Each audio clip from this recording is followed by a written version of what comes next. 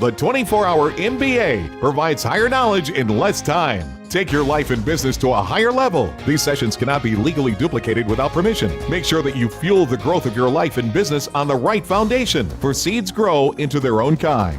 This is practical, down-to-earth business knowledge, but the origin and pricing of these sessions are divinely inspired. The price is $70 for each person who hears 2 or more sessions. You will be blessed whether you listen to one session or the complete 24-session series. If the $70 has not been paid for you personally to listen to these files, please go now and pay for them at the24hourmba.com. Knowledge that is honestly obtained imparts a greater blessing. And now, prepare to go higher with the 24-Hour MBA.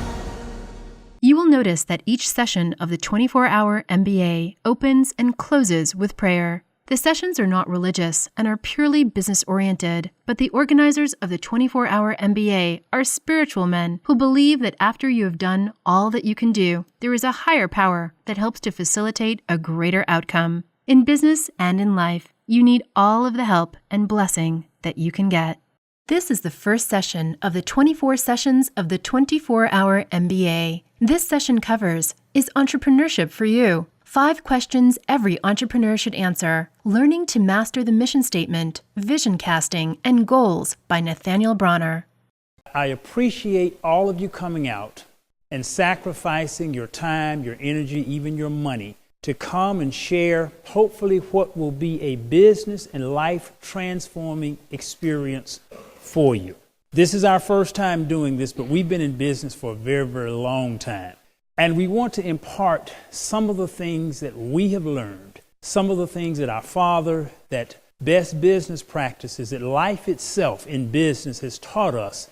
And over these next 24 sessions, we hope to transform your business thinking and, as a result, your business results. We're going to be dealing with some hard, cold realities of business that will help you move to another level in your life and another level in your business. But before we begin, if we could just bow our heads for just a word of prayer.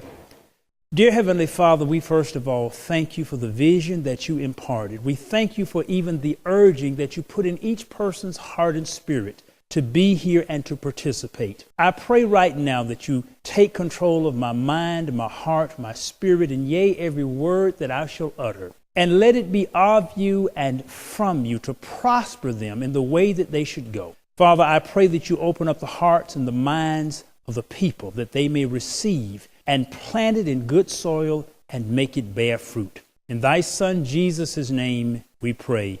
Amen. This is the first session of the 24-Hour MBA.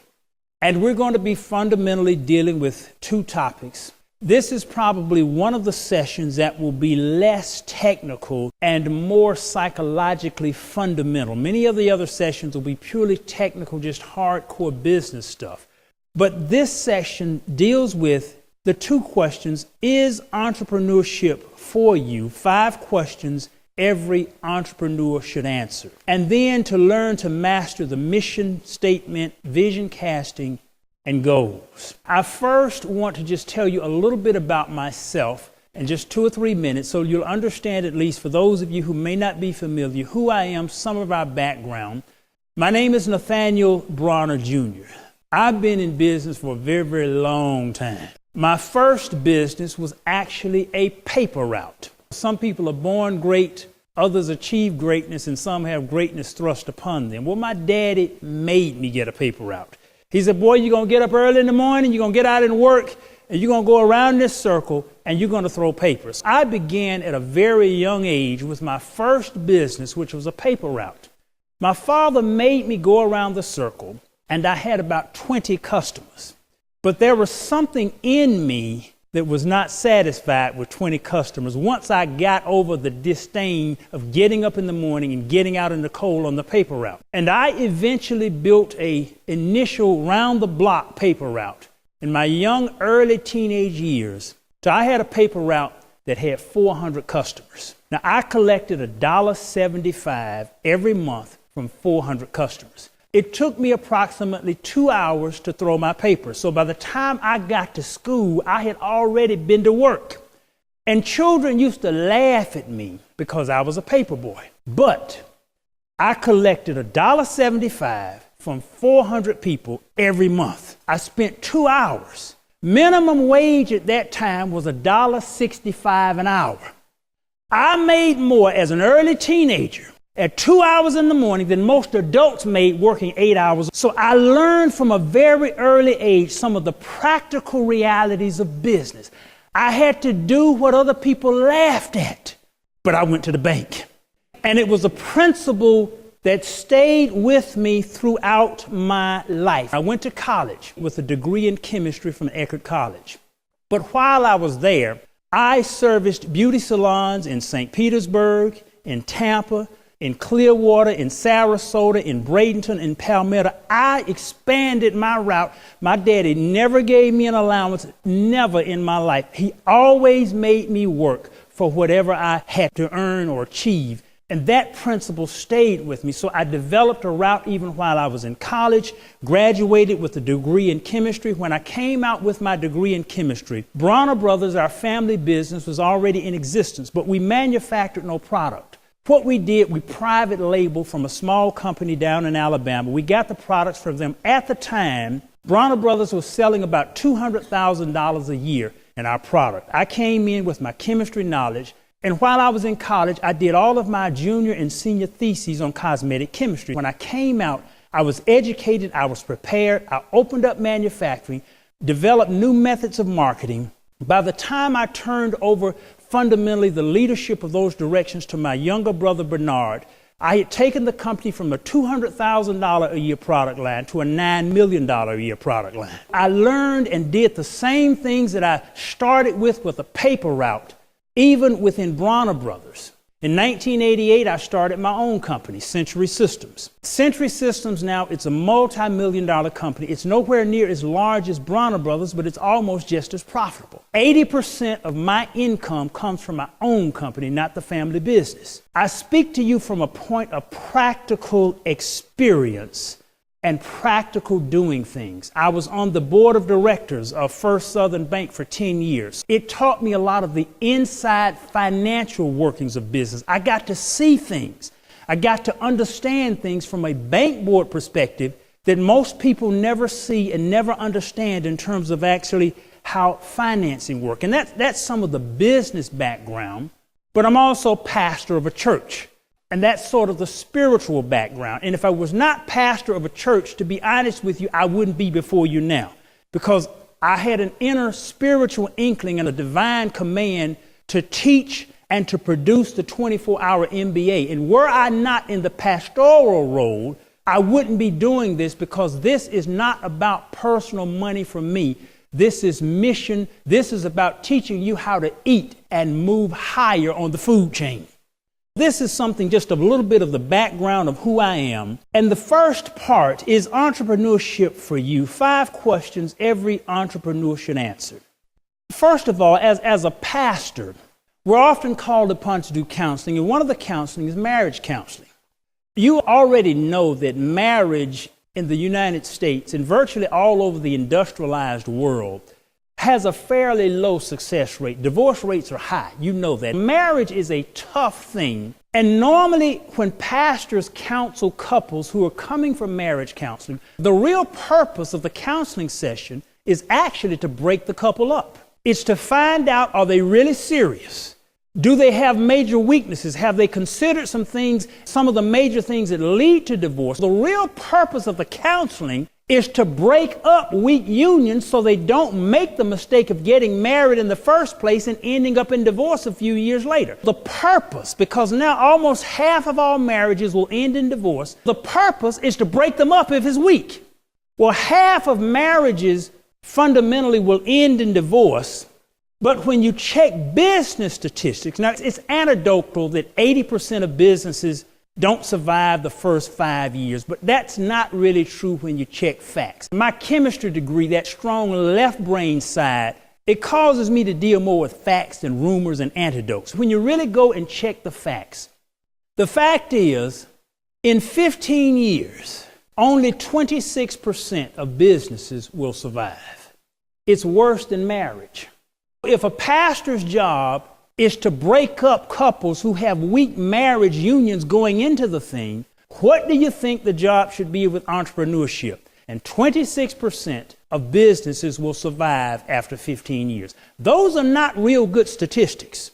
That's roughly 1 out of 4 of those of you who are considering going in business or already in business. Only 1 out of 4 will survive 15 years. The question, is entrepreneurship for you? It's a real question. The latest figures right now from the Small Business Administration in the U.S., 562,000 businesses were started in the most recent year that it was measured. 562,000 started, 661,000 closed. More businesses went under than went in. And if you go and check statistics on the SBA, they've got stats that go back for years. And what you will find is roughly the same number that come in or the same number that go out.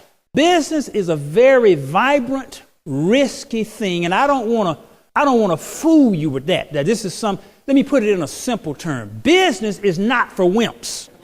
Business is not for wimps. It's not something that you're going to do on a whim. You need to be dead serious about this thing. You need to be like one of my favorite lines of all times in the movies was Rocky. And he was going up against this big Russian. And his wife called down from the top of the stairs and said, baby, don't go in that ring with that man. If you go in that, because he had killed Apollo Creed. He said, don't go in that ring with that man. If you go in the ring, he may kill you. And Rocky looked up at his wife and he said, look, in order to kill me, he has to get in the ring with me. And to get in the ring with me, he has to be willing to die himself. This is the kind of tenacity that you need going into business, because business kills most people. Business is not for wimps. You have to have your mind and your spirit and your heart made up before you go into business. In the United States, there are approximately 28 million businesses in the U.S. Out of those 28 million, 78% have no employees. We said, what do you mean no employees? 78% of the 28 million businesses have no employees. What that means is, it means that they are one-person operations. One man or one woman and no employees. Almost 4 out of 5 businesses in the United States consist of one person.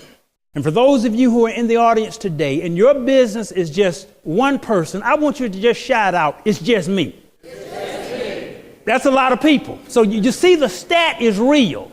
A lot of the subjects that may look like it applies to businesses that have dozens and dozens of employees, and it will, but we're going to make sure that we stay focused on those who say it's just me. Because roughly 4 out of 5 of every business in the country is a one-person business. All of these things that we're going to teach, it will apply to the one-person business or whether you have a 50-person business, because with so many, it's just me. Out of those 28 million businesses, only 4% of those businesses will have revenues exceeding or equaling $1 million. That means 96% of the businesses do less than $1 million a year. Our banker actually told me that 98% of their customers are smaller than $1 million a year. But the national statistics say that 96% of all businesses do less than $1 million a year. And of the 4% that do $1 million or over, only about 1 out of 10 of those ever make it to $10 million.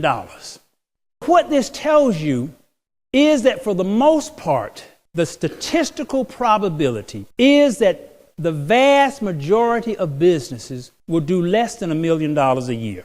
And only a small sliver will ever hit the $10 million mark.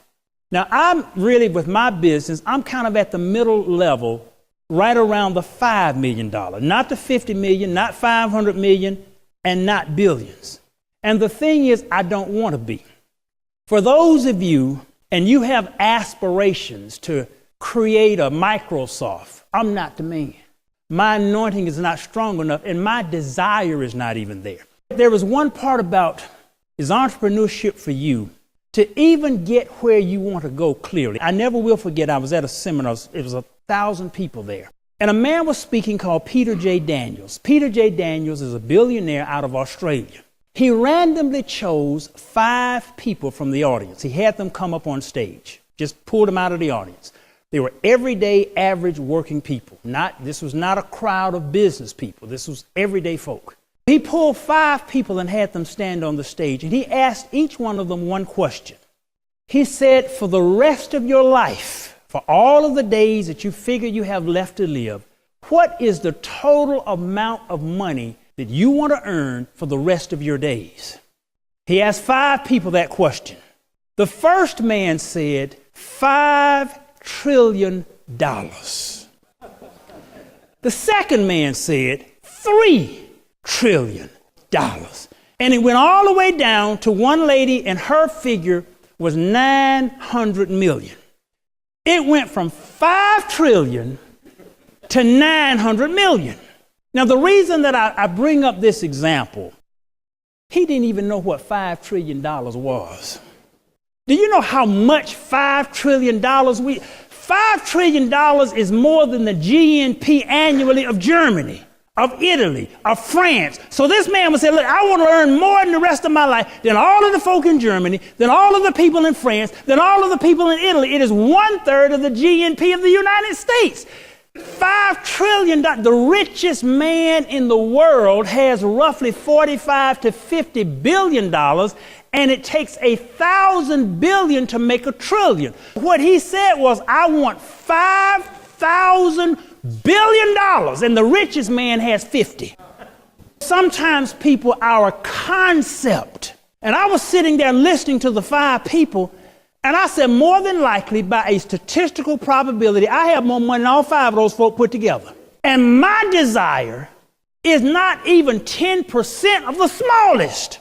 We have to, first of all, have what I call realistic expectations. You are not going to earn $5 trillion in the rest of your life.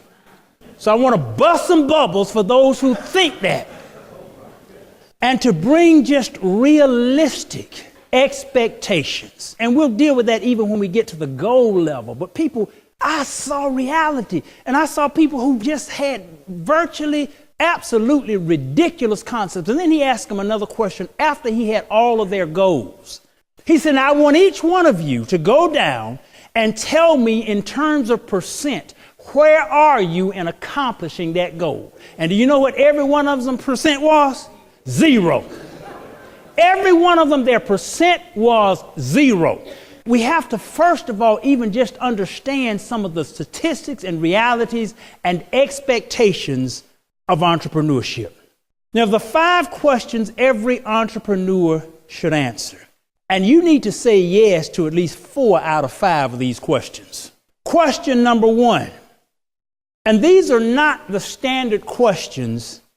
I didn't get these from any internet site or anyone else. This is something that was more or less breathed into my spirit and from experience. Question number 1. Has anyone ever recognized your gift, including spiritual signs? Has anyone ever recognized your gift? Oftentimes, if there's something that you're truly gifted at, other people see it. They know it. I never will forget, there was one of the reality talent shows.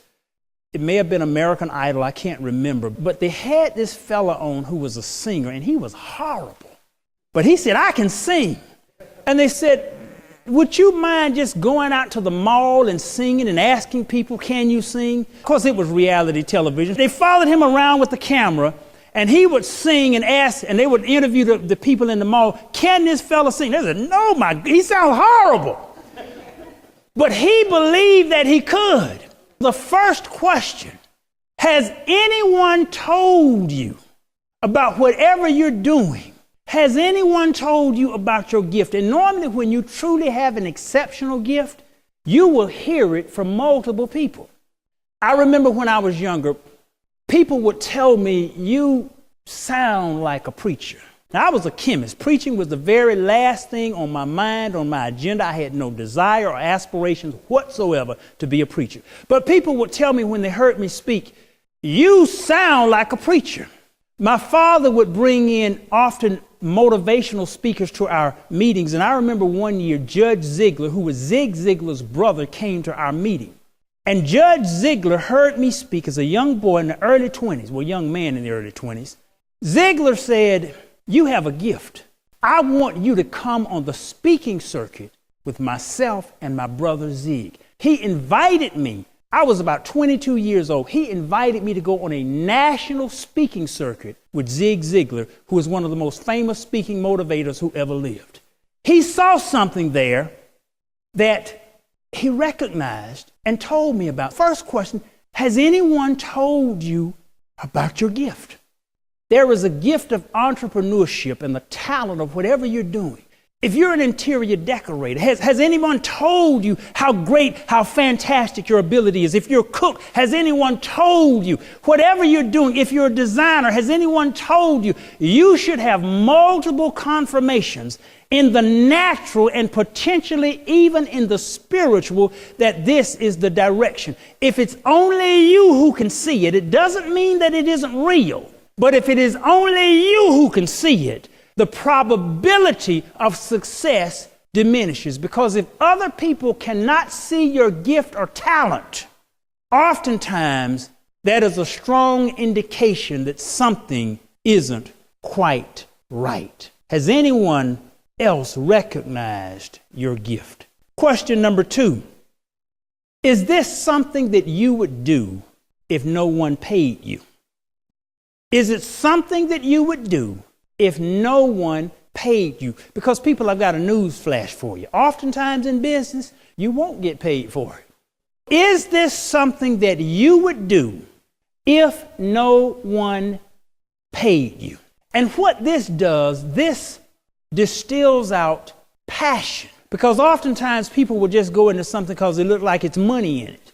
Well, if the money dries up, then you're stuck. Or once they go into it, they still may make money, but they get no joy and fulfillment, and the steam runs out. A good question to ask yourself, is this something that you would do if you didn't get paid for it? And if you wouldn't do it, if you wouldn't get paid for it, it's a sign that often you will experience burnout, discouragement, and abandonment simply because the passion is not there. There is a power in business, because sometimes people, you have to work some long hours when you're in your own business. Your own business is not a 9 to 5. And to fuel that type of time requires a passion. And if you don't have the passion, you'll oftentimes run out of steam. And there's another principle that often your profit is where your passion is. Those who really go to the top, they don't do it just for the money. They just love it. And they get paid for it. They just love it. And they get paid for it. Would you do it if you did not get paid for it? Because what you have to realize is that in the first year of most businesses, when people leave a job, they'll make approximately 20% of their most recent salary. If you don't love it, if you don't have passion, it won't work. A lot of the things that I do and I don't get paid for it. I don't get paid as a pastor. I started the inspirational email Mountain Wings at mountainwings.com on January 1st, 2000. It became the largest inspirational email on the face of the planet with over 1 million subscribers. I had a vision that I said, if I can get a person to read 1 minute a day, in 3 years, I can change the way they think. I get emails almost every day now, people saying, I've been reading Mountain Wings for years. I'm a new person. I don't get paid for that. I started it out of the passion to change lives, not for money. That question is always a critical question. Would you do it if you didn't get paid for it? I remember when I was going off to college, one of the things I told my father was that I wanted to be a doctor. The problem was I really didn't want to be a doctor. I just wanted to get away from home. But doctors have the second highest suicide rate of any profession. And you wonder, you say, well, why? Because too many of them go into it not because they love medicine, not because they want to help or heal people, but because it pays good. And they get in it, and there's all this work, and there's another whole process psychologically called the plateau effect that they reach, and they end up not satisfied because they wouldn't do it if the money wasn't in it. And as a result, they get distressed and discouraged, and too many end up taking their lives simply because they could not answer yes to that question.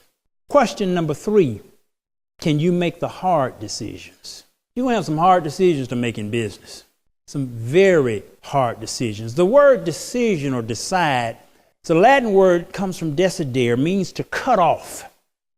When you're in business, you have to make some real hard decisions. You're going to have to cut off some people. Firing people is one of the toughest things to do in business, but you're going to have to do it. If you can't make tough decisions, business is not for you. One of the most logical ways to tell whether you can make tough decisions, there's one good indicator. That indicator is your personal credit.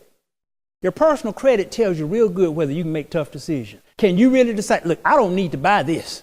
I need to say, your personal credit is a very good indicator of your ability to cut some stuff off and to make some really tough decisions. It represents discipline, which still is the root of decide and to cut off and to eliminate some things. Are you a person who can really make tough decisions? And if you are not, you're better off working for someone. Let them make the tough decisions and you don't deal with it. Question number 4. Can your family handle the strain? For those of you who are married, entrepreneurship can put a huge strain on your marriage. There is an article that's written and it's entitled, Why So Many Entrepreneurs Get Divorced. And it says that many spouses can't compete with the intense passion many entrepreneurs have for their businesses. And business ownership can intensify traits not known for nurturing relationships, such as bossiness, self-importance, and impatience. And not to mention the number 1 cause of divorce, money. Because oftentimes when you go into business, the money gets funny, the money gets short, and it puts a strain on relationship. The entrepreneur personality is often one of me and what I can create, which is different than the us of marriage and the co-creation of a partnership. The entrepreneur oftentimes will put most of their energy in the new baby, which is the business. Can your relationship stand the strain of entrepreneurship? A good question. The 5th and final question, do you stick with things and don't give up easily? You have got to have some grit to make it through entrepreneurship. When I started my business, first of all, my expectation was like many of you. We were not expecting to make money in a few years. We were going to make money the first week. My expectation when I started my business, and I started it with an electronic product. When I came out with that product, I sold $7,000 of the product the first month. In the first year, I had sold about $80,000 worth.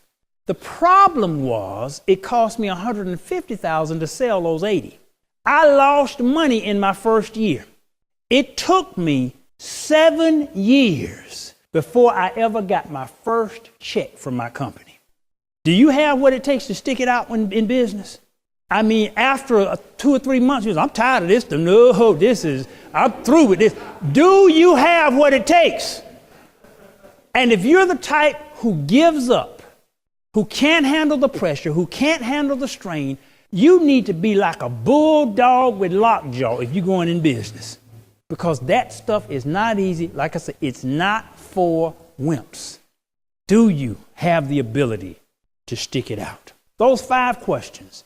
Has anyone else recognized your gift? Is this something that you would do if no one paid you to do it? Can you make the hard decisions?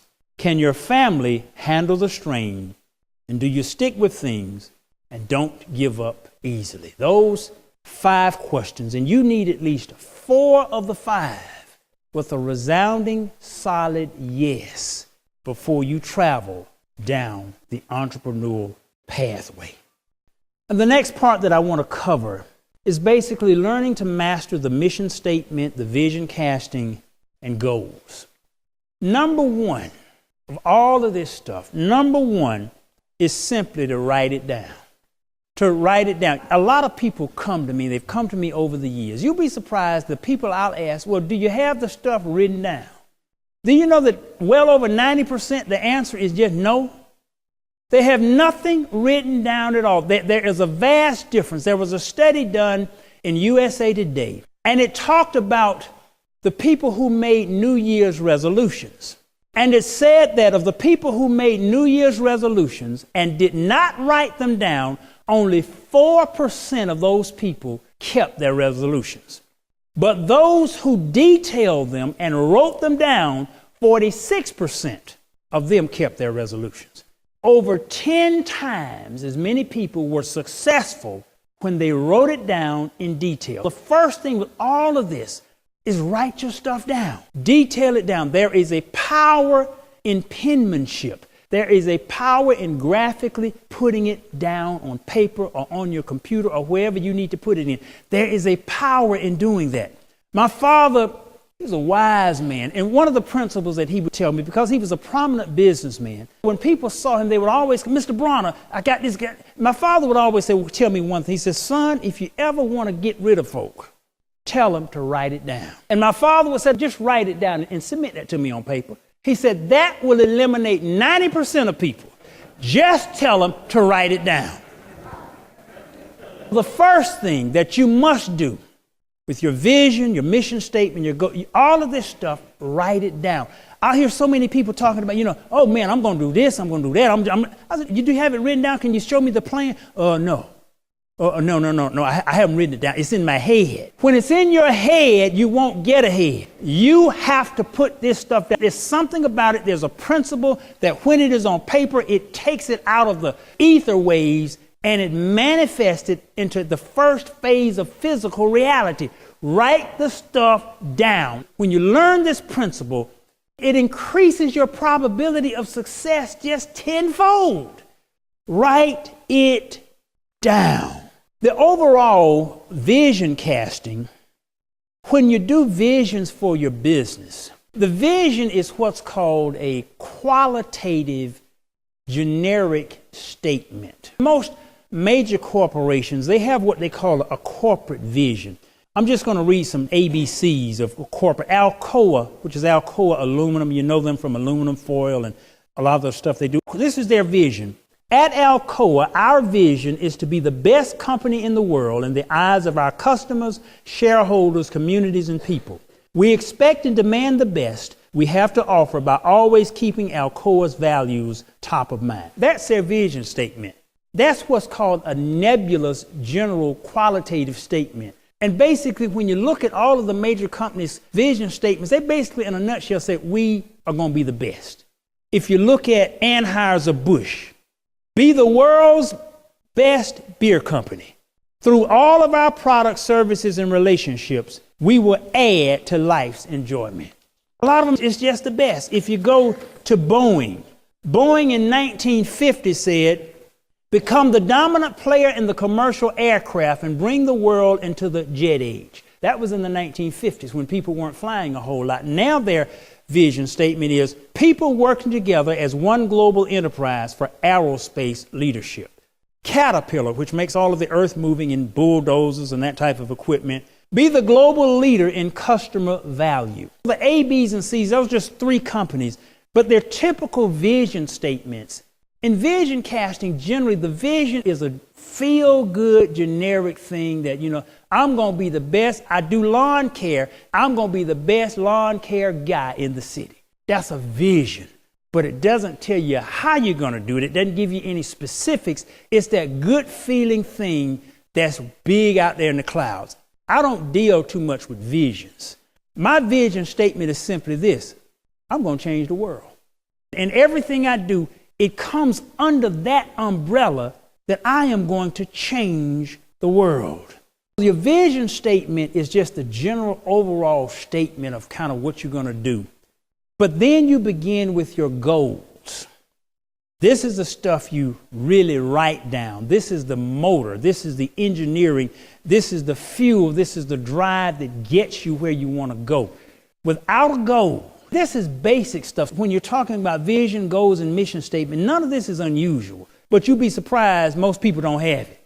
It's foundational, and you have to have it. You have to have your goals. I remember when I started my company, I told my mother, I said, Mother, my goal, I want to take that company to where we're doing $50,000 a month.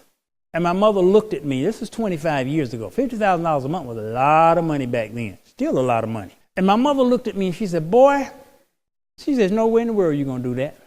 It's the only time in my life that my mother has ever told me I can't do anything. My mother's always normally extremely supportive of whatever her sons are trying to do. But she looked at me and she said, there's no way in the world you're going to be able to do that. But it was made up in my heart, in my mind. I had that rocky tenacity about it. I said, some kind of way, I am going to accomplish this goal. And I had that figure in the front of my mind like a carrot on a stick. And I was determined that I was not going to let it stop me. I've got a new goal now because I've gone multiples past the $50,000 a month long ago. My new goal now is $800,000 a month for my company. That's where I want to go. And that's really almost as far as I want to go.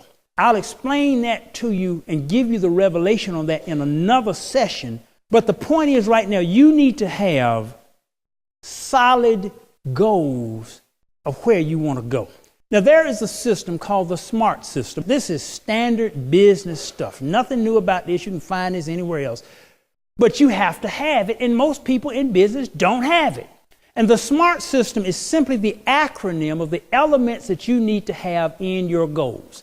S stands for specific. You need to outline specifically what you're going to do. The number one resolution that people have is to lose weight. So if you're going to take losing weight as an example, I'm going to lose 25 pounds. You need to have specific goals, not I'm going to lose some weight. I don't even like goals, to be honest, even with people who are losing weight. I said, that's not really a good goal to have. And they said, why? I said, because the reality is people lose it and put it right back on. What you say is, I'm going to maintain my weight at a certain level. And that takes you for a lifetime. Your goal needs to always be something that you can not just think for the immediate, but your goals need to be long-reaching and something that evolves with you and something that will transcend and take you throughout your life. Your goals need to have that kind of thing where you don't say, I'm going to lose 25 pounds. I'm going to maintain my weight at 175 pounds or whatever your particular destination would be. So the first thing is the goal needs to be specific. Not I'm going to lose weight, but I'm going to maintain my weight at such and such a level. The M means the goal needs to be measurable. Because if it's not specifically measurable, you don't know whether you're achieving it or not.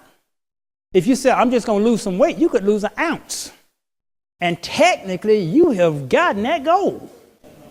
Matter of fact, you can go to have a good bathroom movement and you've gotten that goal. But that's not really going to get you in. So you need to have it where it is measurable. So whatever you're going to do, don't just say, I want to make more money. You could get a penny more and you have technically reached that goal. It needs to be measurable and it needs to be specific. So you can measure the progress and you know specifically what you want to do. And there is a whole different level of personality and spirit when people talk in specifics. Even as a salesperson, when you talk in specifics, the confidence in your customer skyrockets.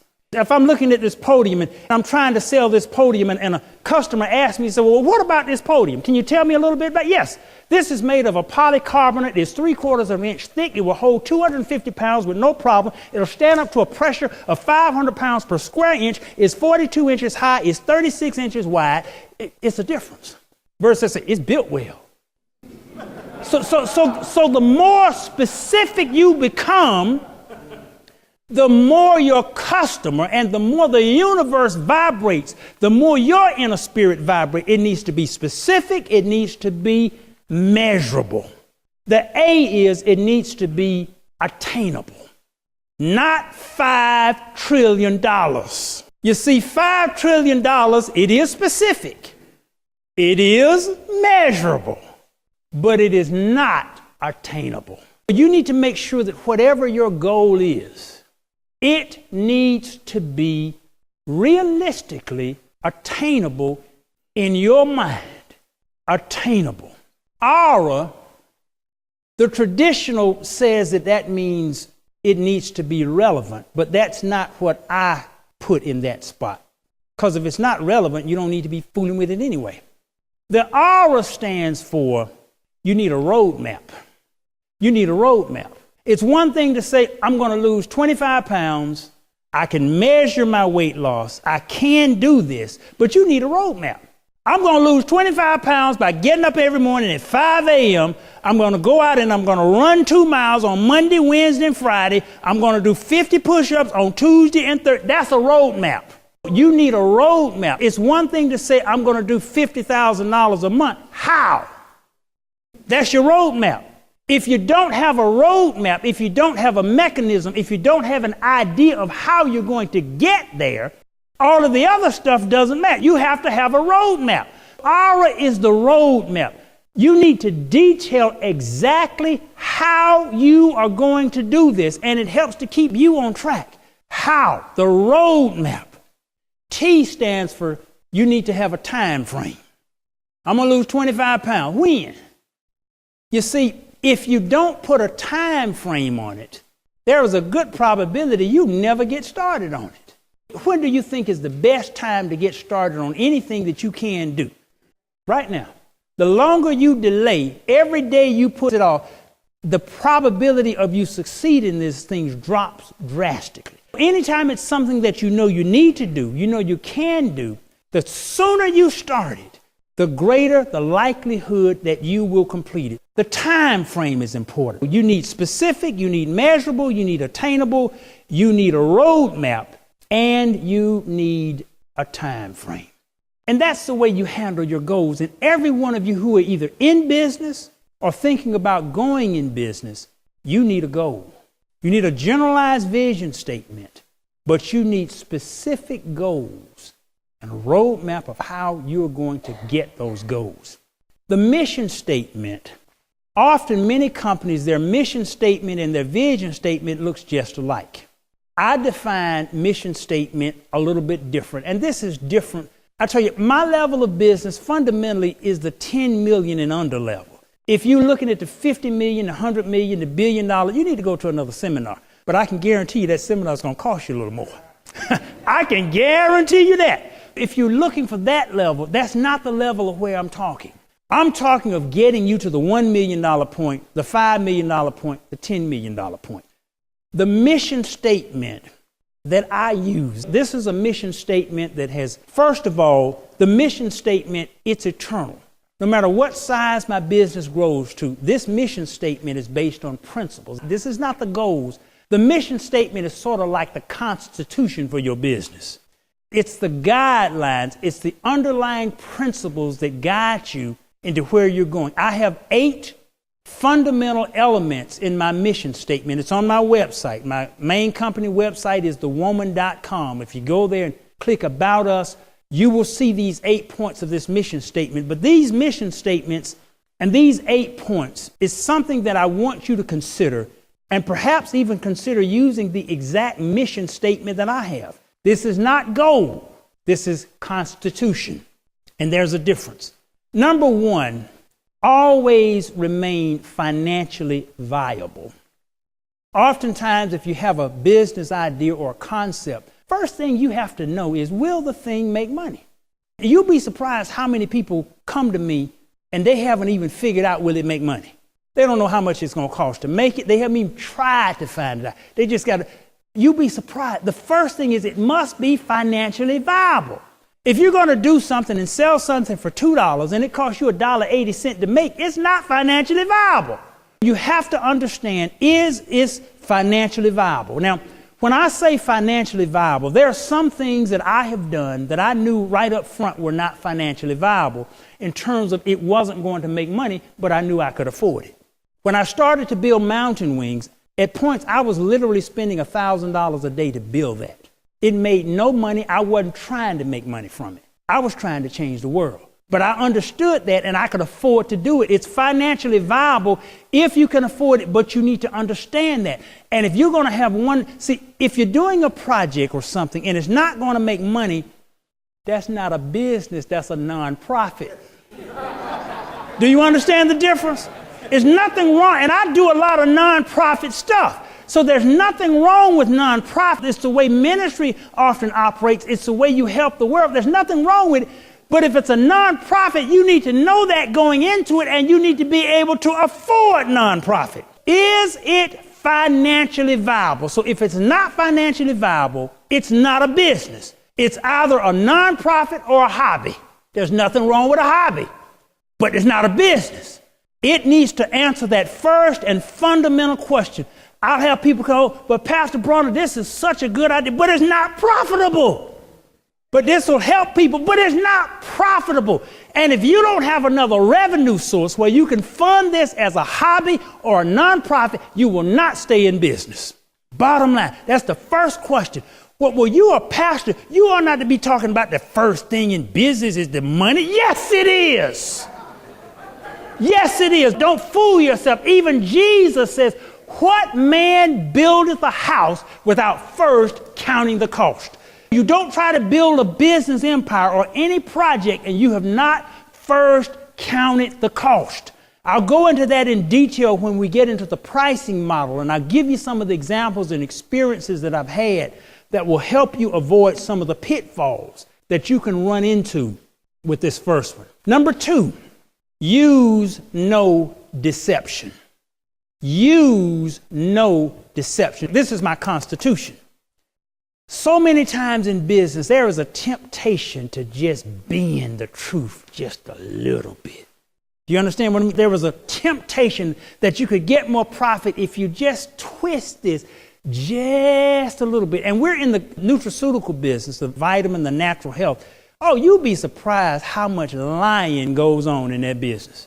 I mean, we've analyzed some other competitors' products because we were wondering how they put this stuff in here and get it to taste like this. We sent it off to the lab. It wasn't in there. That's how they did it. They lie.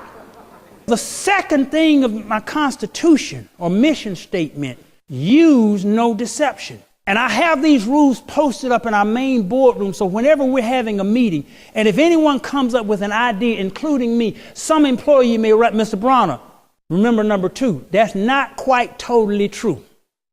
And the Constitution pulls us back to where we're supposed to be. Use no deception. Your business is probably totally different from mine, but the principles are not. And you will always be faced with the thought that you can make a little more money if you just lie just a little bit. Use no deception.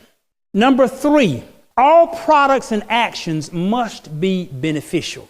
And these are principles of character that will help you sleep at night.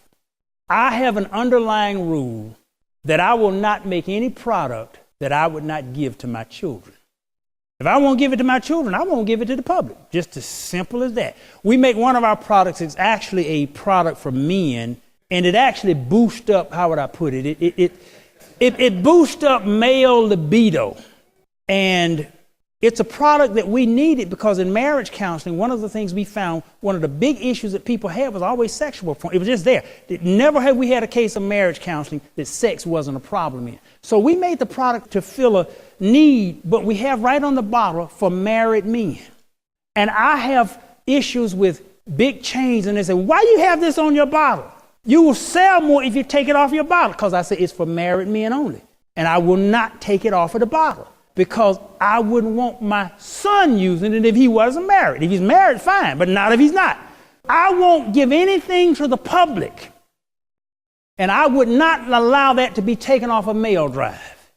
It's a principle that the Constitution would not let me violate.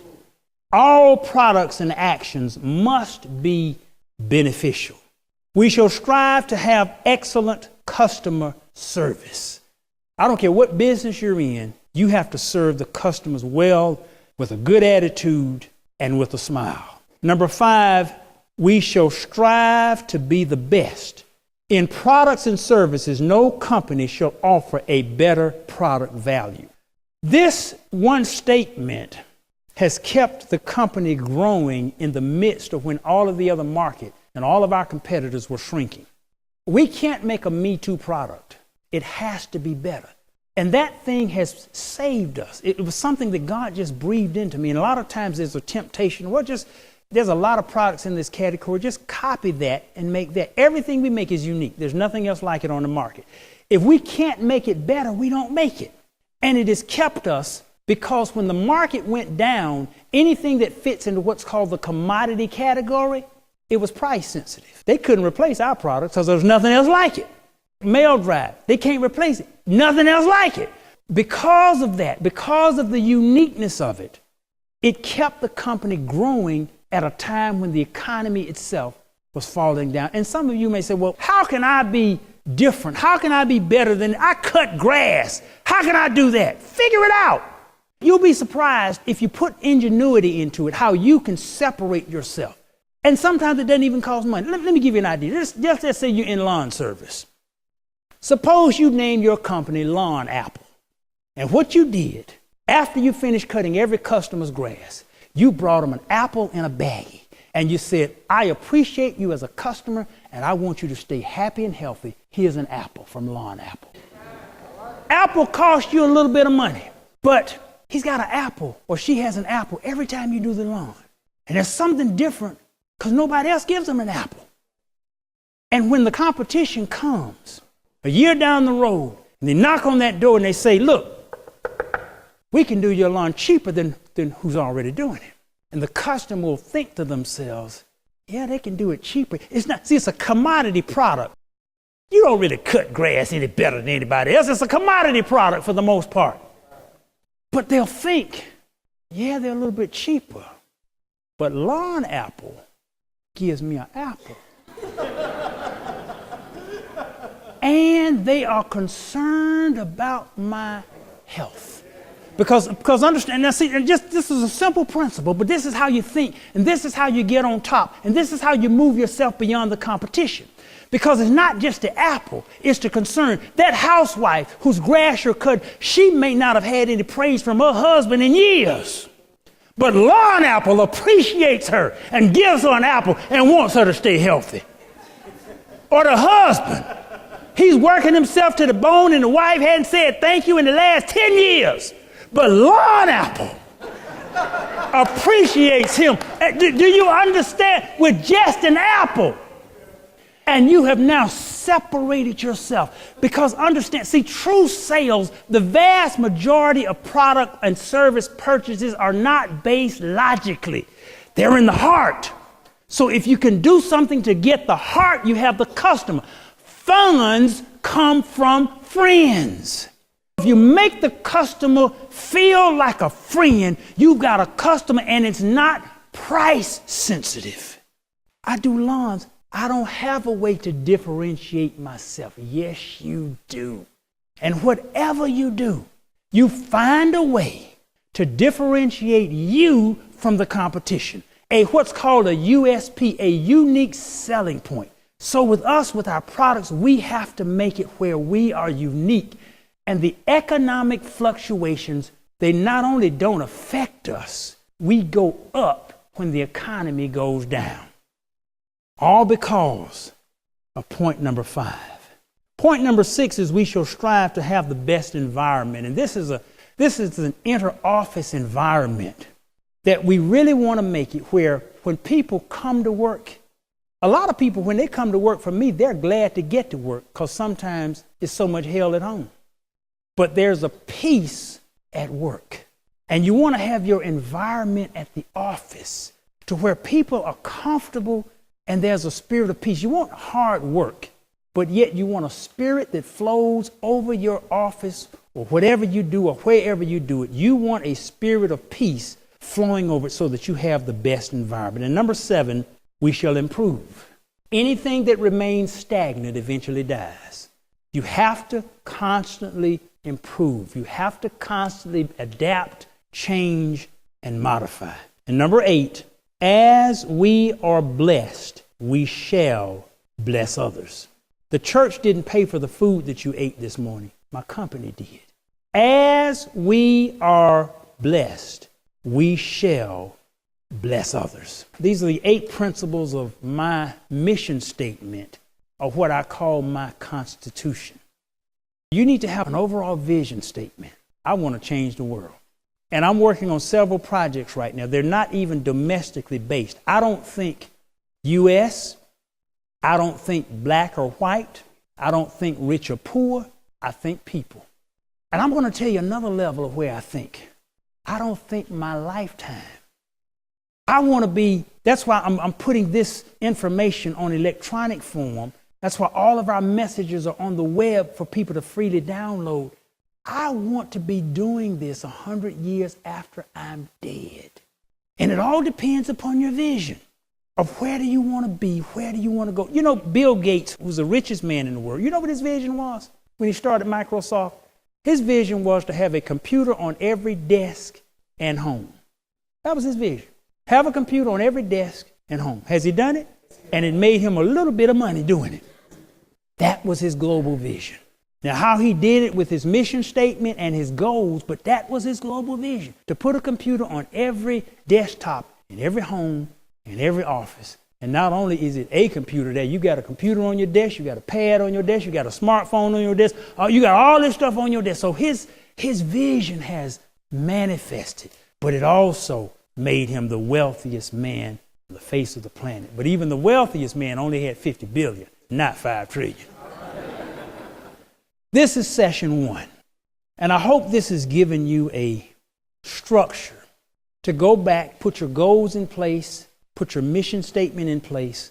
Some of you really have not even thought about where you truly want to go. And you've not quantified it. I just want to do better. No. That won't work. My father was a fan of Reverend Ike, Frederick Eichenkoder. A lot of people thought he was a shyster, but no, Reverend Ike had some serious stuff. He always told the story of the lady who came up and said, Reverend Ike, I need a car. Reverend Ike said, what kind of car do you need? She said, any kind. He said, they don't make any kind. There's no kind of car made called any kind. You can get you a Buick, a Ford, a Mustang, a Cadillac. You got to be specific even of what you want. And some of you all are just saying, I just want any kind of business, any kind of increase. The more specific you are, the more likely that your vision and your goal and where you want to go will become a reality. Now, we're going to take questions now. That fundamentally ends the presentation part of session 1. My 2 young sons who are out of school, they have to leave now because they got to make their 3rd period class, but they're right here on the front. They paid their money to be here, and this was the way my father would have had me sitting here. I might have had my lip poked out for a while, just like I did with the paper route. But he knew what it took to instill. And this is going to be even part of teaching you about how to handle transition and the future, because with your business, you should not have as your goal for your business for the business to die with you. It should transcend on beyond you. Raise your hand if you have a question in the audience that you'd like to ask. Yes. How do you start? Basically, she's asking the question, if you have a lot of stuff in your head, how do you start? How do you get it out? Let me tell you, first of all, if you have a lot of stuff in your head, you need to, number one, decide what's the important stuff. Now, oftentimes, this is what I've experienced with people who have come to me. They got a half a dozen things they want to do. I said, look, number one, you have a limited amount of resource, and resources fundamentally time and money. I said, pick your best thing. Not 6. You're short of time and money, or money is probably usually number one. You're short of money and time.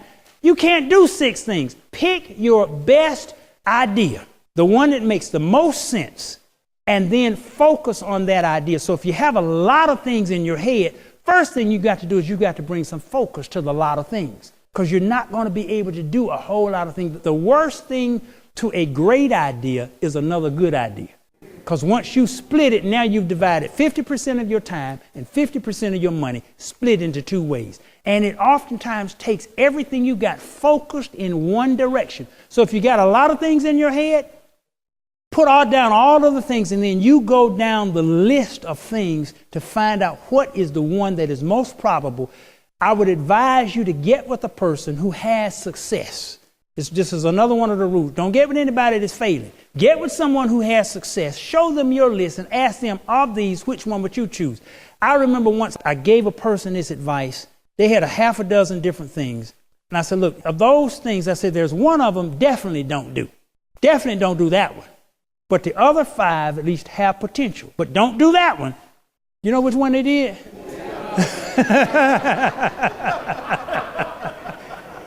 And it flopped to high heaven. So you have to get with someone who has success, who can give you another side of wisdom to help you, first of all, filter through, narrow to the one best, and then begin to channel your resources and detailing your roadmap and the smart plan on that one best. Another question. Yes, sir.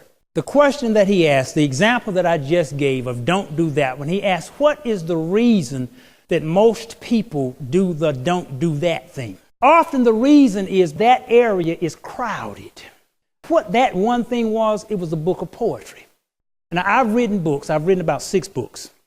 I read, first of all, everything I could read about self-publishing and how to write books, how to market, My first book, I sold out of 4 printings of the book. My second book, I sold out of 7 printings, and I actually put it on the web free. I sold out of quick fasting the first 7 printings, and because it was really designed to help people, I put it on there free. I had sold thousands of copies, but now 10,000 people a month read quick fasting from quickfasting.com. I knew about book publishing, but the thing I knew was there is one type of book no publisher will touch. That all of the experts say, if you're going to write any kind of book, this is the one kind of book, do not write. Do not write a book of poetry.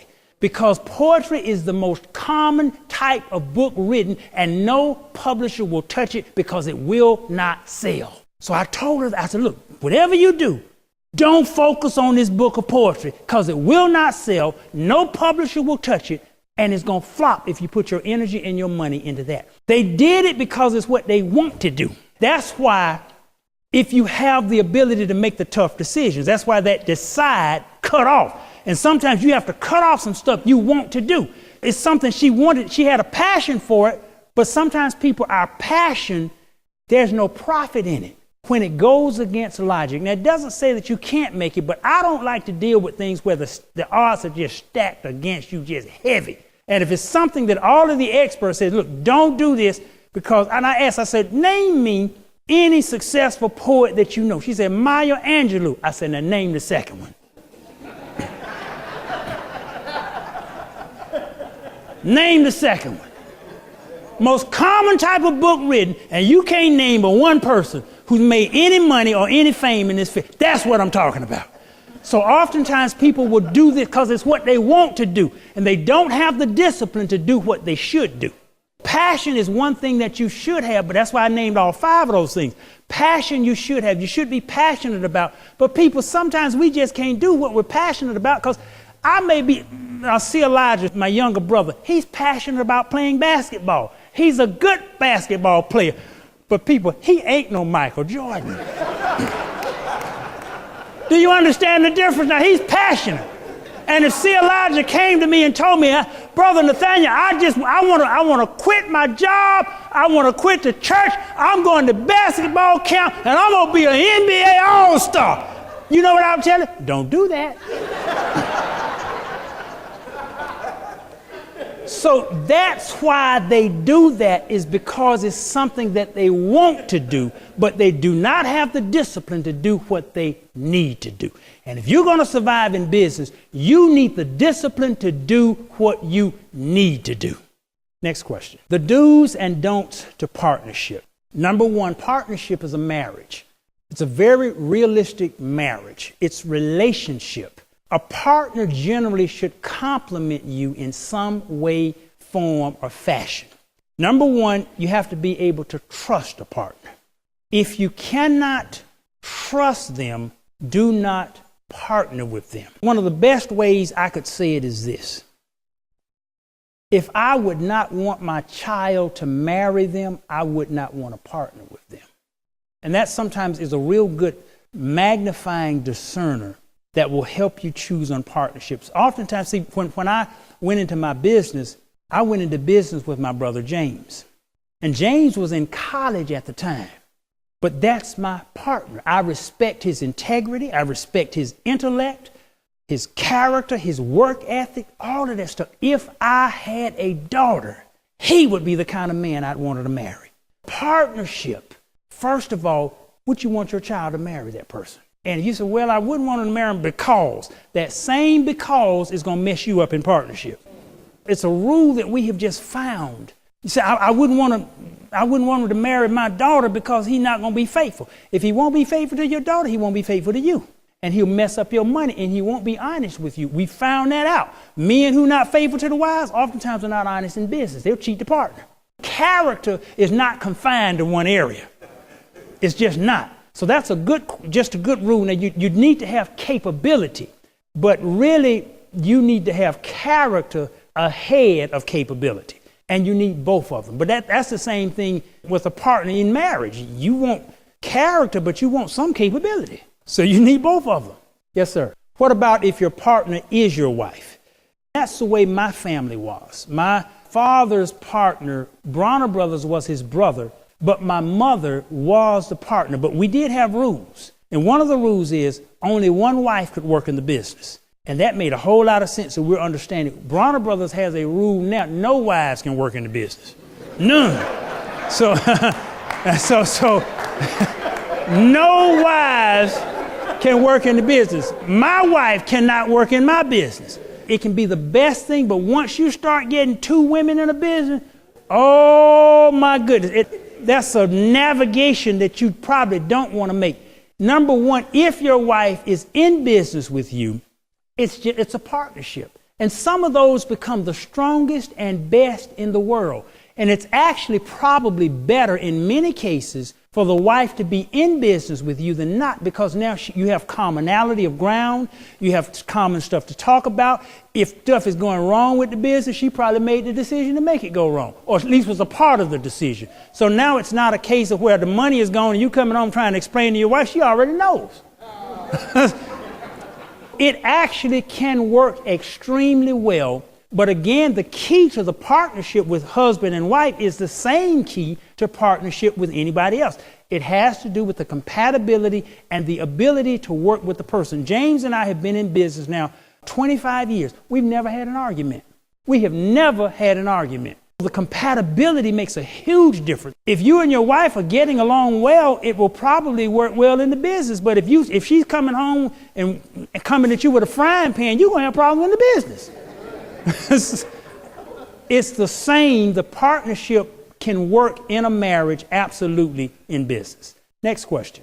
That's a little bit different. The mission statement and that constitutional 8-point, it's a little bit different from a business plan. That's closer to literally a constitution. Usually you won't find those 8 points in a business plan. If you're doing a business plan, you're doing a business plan generally for a financier. A financier, they're really not concerned about, the only thing they're concerned about is number one on that plan. They don't care about you helping anybody else. They don't care about your office environment. They don't care about anything. They don't care about you making beneficial. They'll fund a tobacco company if necessary. They don't care about that stuff. A financier is looking for a different set of criteria, and that's generally who you will do a business plan for. You do a business plan for financing. I would not recommend that you incorporate those things into a when I sat on the bank board, we didn't review that kind of stuff. All we were interested in was hard figures, how they're going to pay this money back, what their credit looks like. That's all. We were only interested in hard figures and facts. I would not recommend incorporating that into your business plan. I would recommend you incorporating that into your business.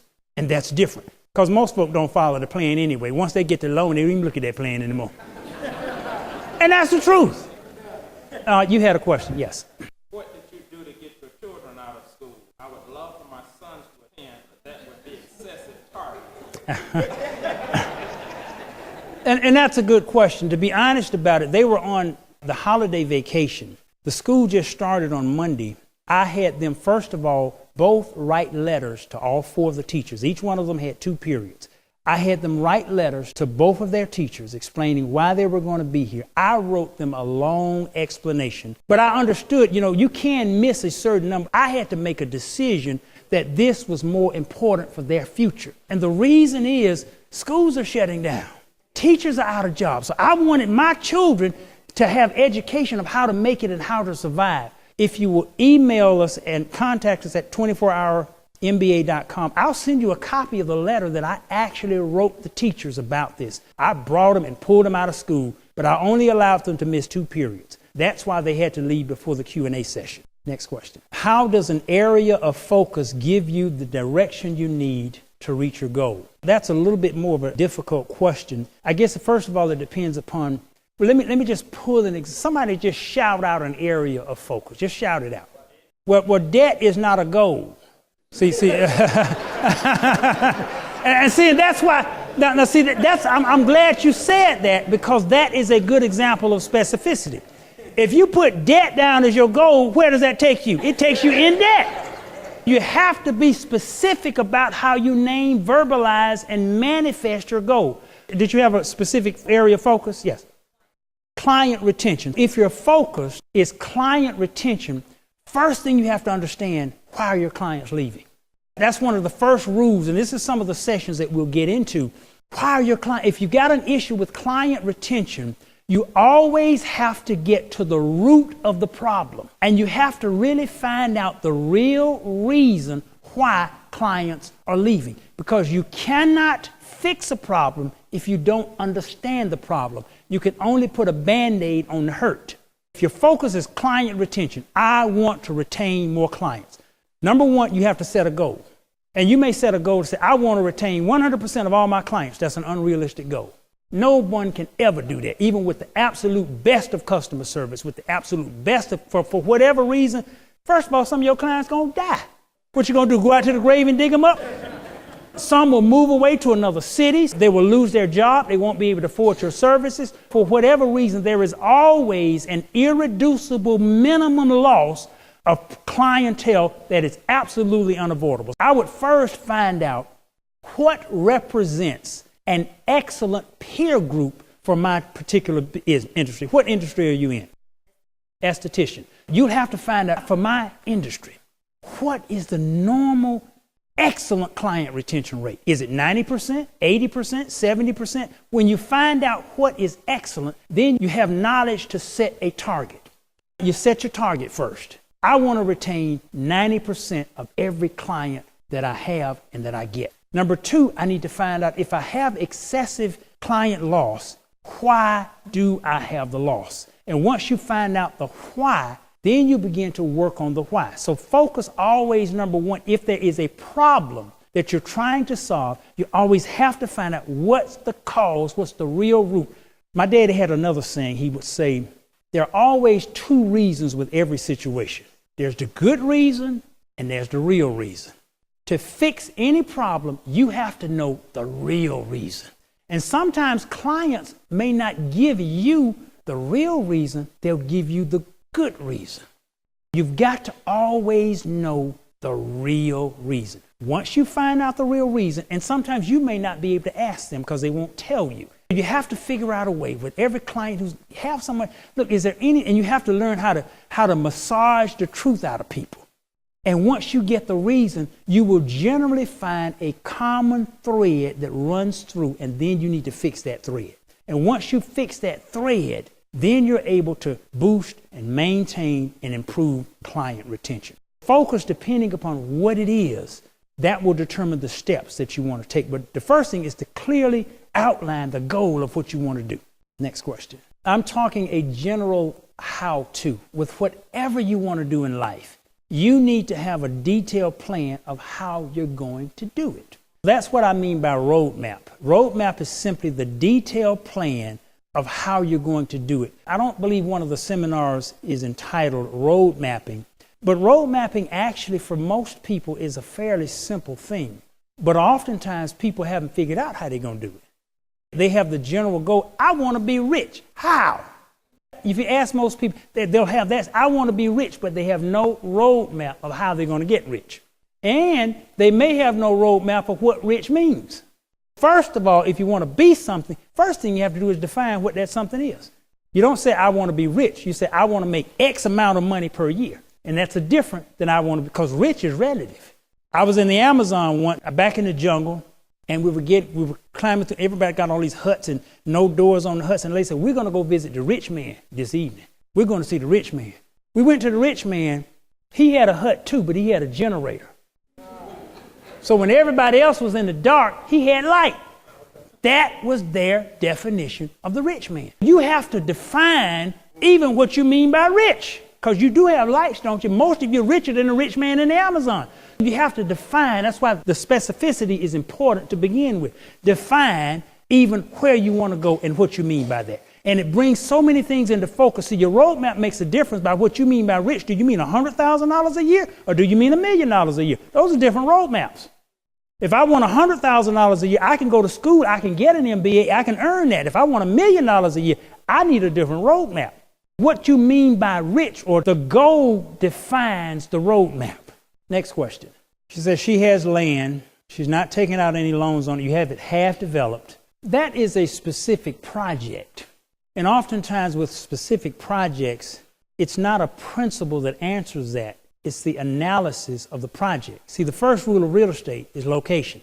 Second rule of real estate is location. Third rule of real estate is location. So without knowing the location, you can't even properly advise on it, because those are some fundamental principles of real estate. Location, location, location are the first three rules of real estate. Your advice on the property is going to depend on what area it's in. That's what I'm saying. Some of the things are specific, project-oriented, and without knowing details, you can't give proper practical advice without the whole snapshot picture. We've got 1 minute to close.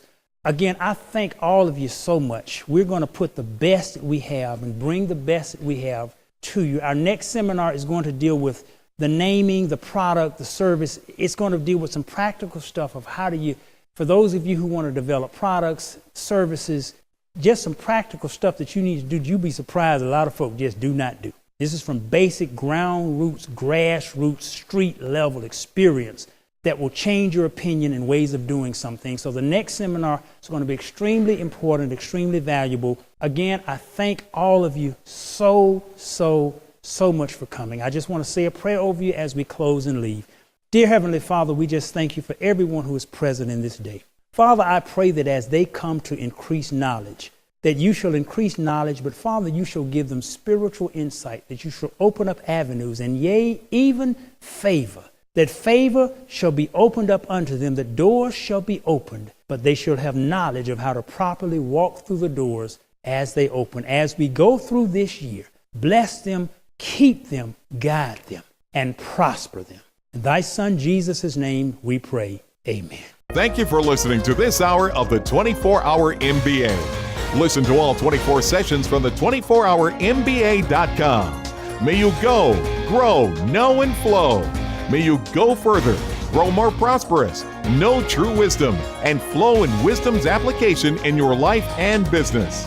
May you be richly blessed for the 24-Hour MBA.